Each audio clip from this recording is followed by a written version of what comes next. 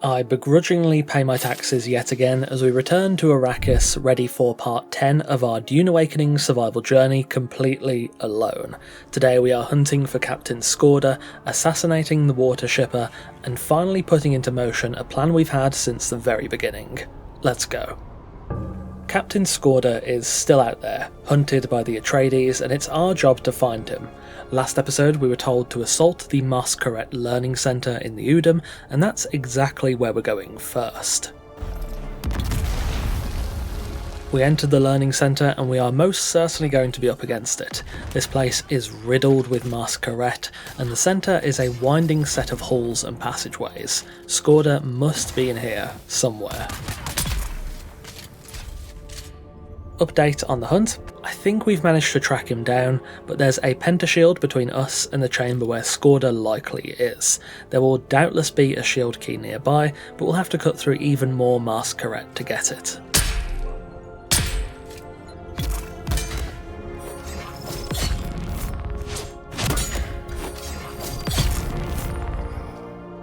With the key in hand, we pass the shield and into the final chamber to find Captain Skorda.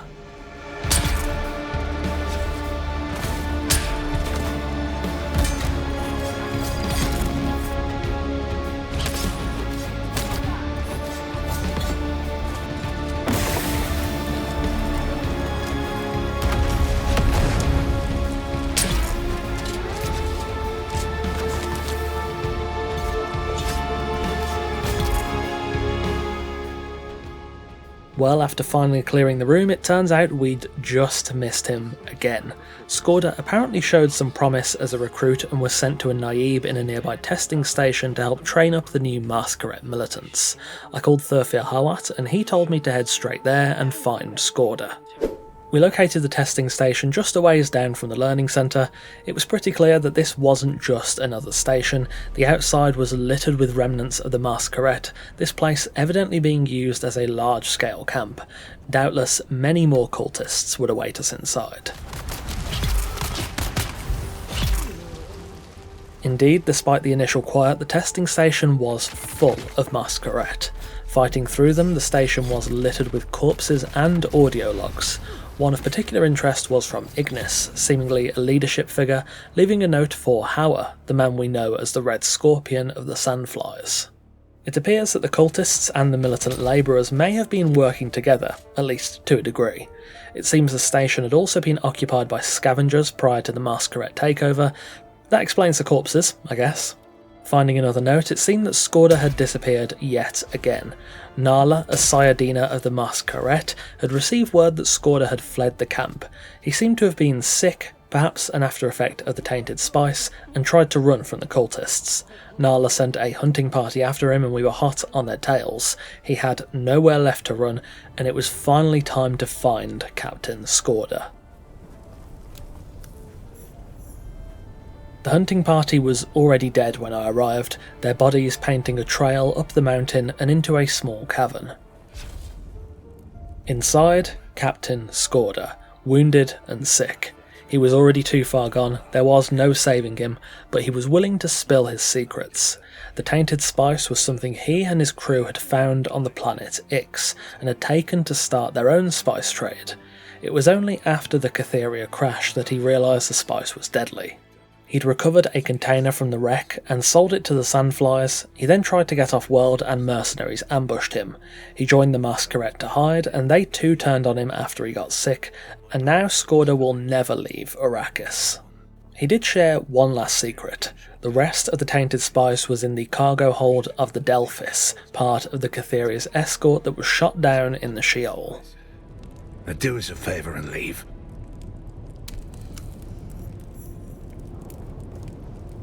Oh, I've been on fire all this time. Leaving Skorda to his inevitable death, we return to Thufir Hawat in Arrakis and were tasked with finding the Delphis and recovering the tainted spice. The ship was now held by House Harkonnen, but that wouldn't stop us. Cloaked in the radiation of the Sheol, the Delphis called to us out of the haze. With our rad suit on and our iodine pill active, it's time to rid Arrakis of this tainted spice.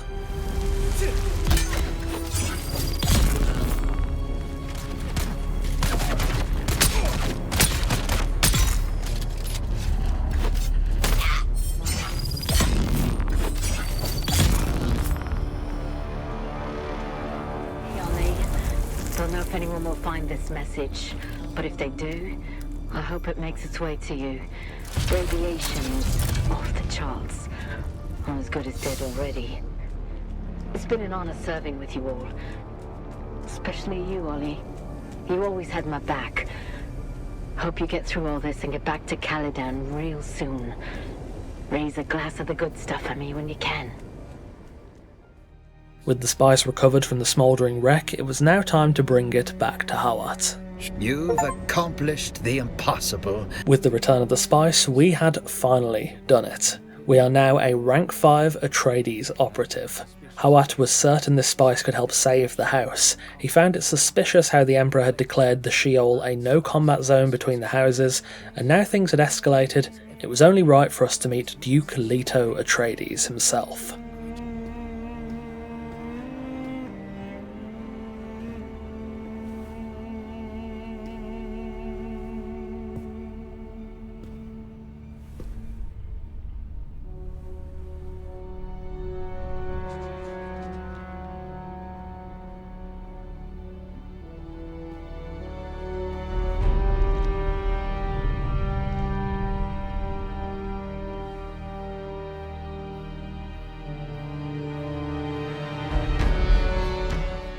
Well, that was odd.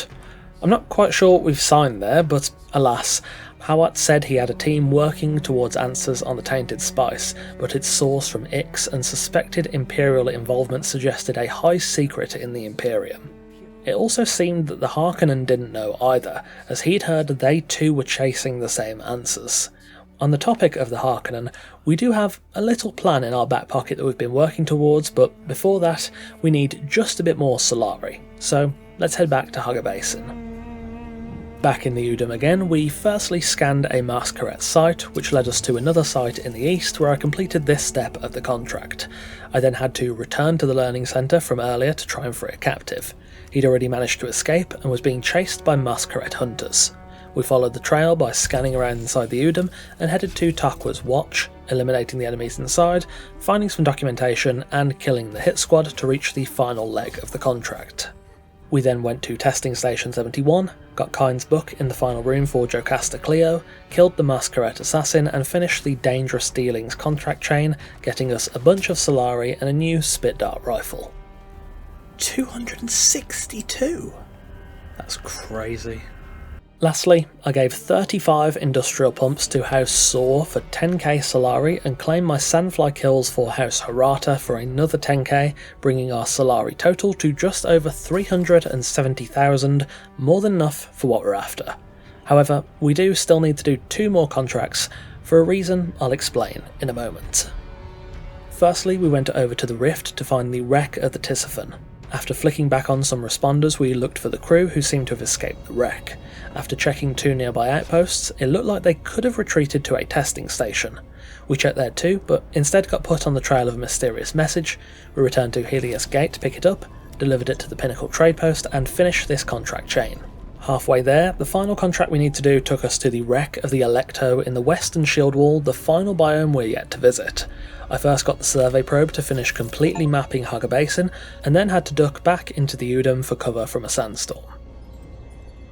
You're joking, you are actually joking me. Of course. We headed to the wreck of the Alecto to recover some cargo. We cleared it out, and then scanned for a trail, leading us to Ironwatch in the south where we found the asset. We then went up to the view to send out a false signal to trick the Harkonnen, finishing the contract chain, and now the final plan can begin. If you cast your mind back to episode 2 of this series, you might remember this plan. Join the Atreides, climb the ranks, get the recipes, betray them, join the Harkonnen, best of both worlds, just don't tell Anton. Well, it's taken 8 episodes, but the time for that plot is now. We did have to do those last 2 contracts as the Atreides quests will get removed upon betrayal, but we do now have 415k Solari, so not bad. I headed back to Helios Gate and bought the last of the Atreides cosmetics, and now it is time. Hold on. How do you betray a faction?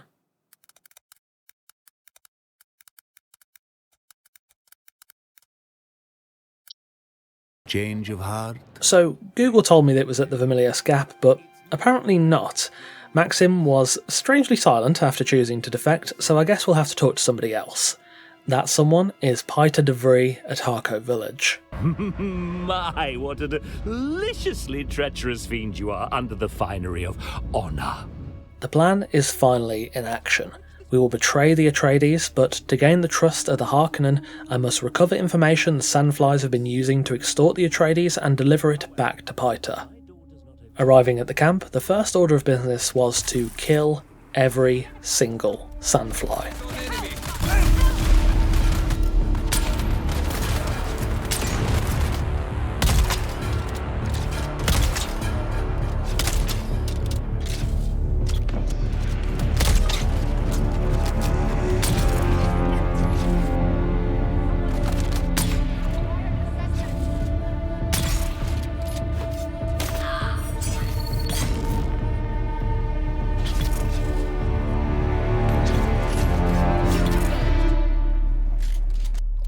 In a room at the bottom of the camp, we found the information log, and now it's back to Harko to give it to Piter. He took the logs and made a near-identical copy for me to give to Thurfir Hawat, so we zipped over to Arrakis to do just that. This appears to be good news. And just like that, we are now a rank 5 Harkonnen agent. With the Atreides life behind us, we're now free to pilfer the Harkonnen cosmetics store at a more reasonable price. Cosmetics time? I don't have enough. No. Well, we got almost everything. Now with our plan finally undertaken and our allegiances flipped, we've got one last thing to do this episode, but first, the future. Oh my lord, that is bullshit. Our overarching goal up until this point was to complete the Atreides questline, unlock all their cosmetics and betray them for the Harkonnens. Now that's done, what's our new end goal and the end goal for this stage of the series at large? Well, I think it's quite a simple one. For now, our new end goal is to finish Act 2 of the main story, alongside getting our hands on Plastanium gear. Seeing as we won't be doing any PvP, our endgame kinda stops in the PvE segment of the Deep Desert, so aiming to finish up the main story and get Plastanium gear should set us up well for future content and expansions. On that note, our final task for today, that is to kill the Water Shipper. We are going to infiltrate his extensive manor, sneak our way through and assassinate him by order of Count Fenring.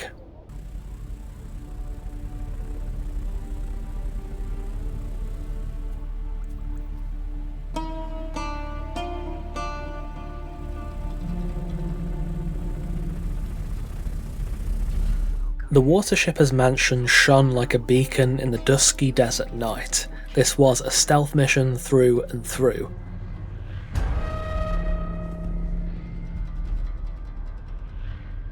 Alara guided us over the communette, past the searchlights and up a scaffold onto the exterior wall. Look at all those flower fields, kitten. Wealth like that almost makes a woman think she picked the wrong business. She then pointed us to Yargan, a contact of hers waiting beside a storage shed who would help us to infiltrate the mansion. Just walk right up to me out in the open. I thought Laura's people were more subtle. Yargan gave us a few options, but one sounded best, an old cave system in the west. Dodging the searchlights and patrolling guards, Alara was certainly right. Trying to shoot our way in would likely not be very successful. We were outmanned and outgunned, so it's best we cling to the shadows for now.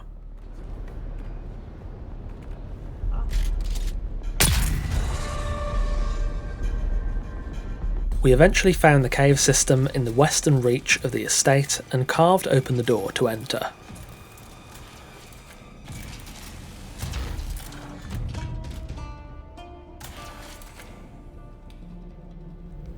Excellent.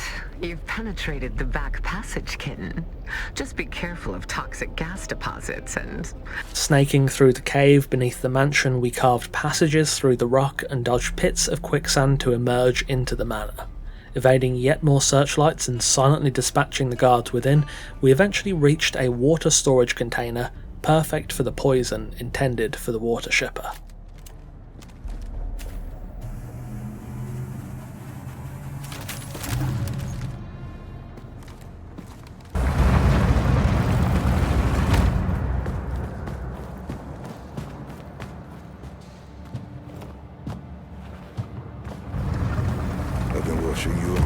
Greetings, high intruder. I've often found it advantageous to observe my enemies before I confront them.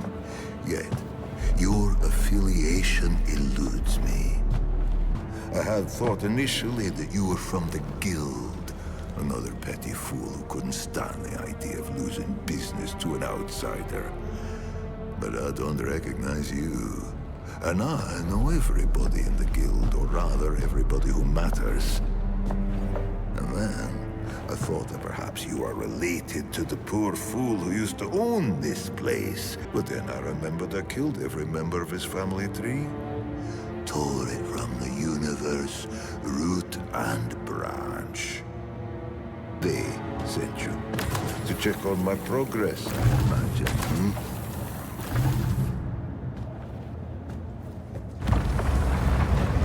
I wasn't sure how to approach the mission initially.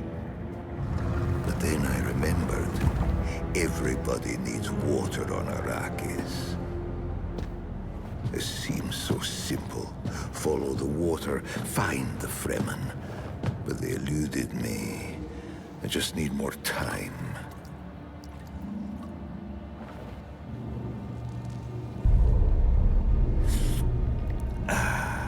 Just tell them I need more time.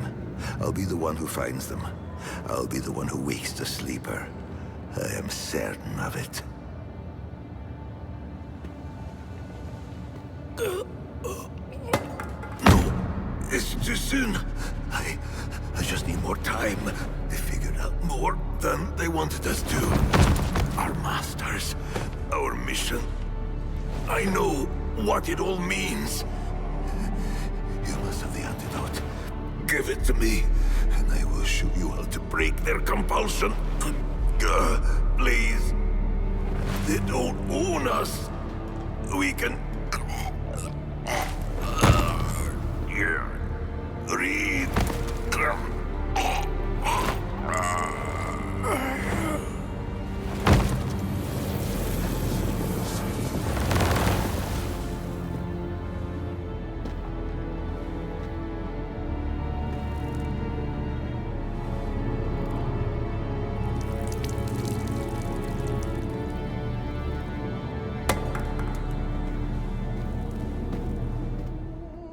As the water shipper died, alarms sounded across the mansion, sending the guards running right to us.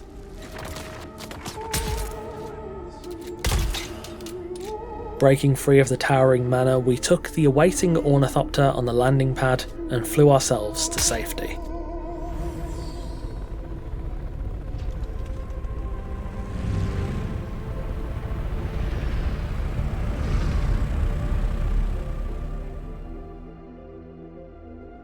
Back in the refuge of home, Alara Tuek called in again, asking us to come and talk to her one more time for one last target. The water shipper seemed to know something more than we did, but the poison stole that information from us. Perhaps the final target from Alara will be able to elucidate the strange circumstances we find ourselves in, but that is a task for another time. Well, what a day it's been. We started off as a promising Atreides operator on the hunt for Captain Skorda, and we finish it as a high-ranking Harkonnen agent, finally achieving one of our major goals in this series, alongside eliminating the water shipper south of Arrakis and buying almost all of the cosmetics. Next time we'll snap up those last few bundles, eliminate Alara Tuek's final assassination target, and maybe we'll even take our first steps into the deep desert. As you've come to expect, we'll be doing all of that and more completely solo. Thank you for watching, and a massive thanks to our wonderful esteemed coffee cultists for continuing to support the channel over on Patreon. If you want to get the next episode and more videos early alongside wallpapers and other perks, check the Patreon link in the description to support the channel directly. Take care, and I'll see you soon.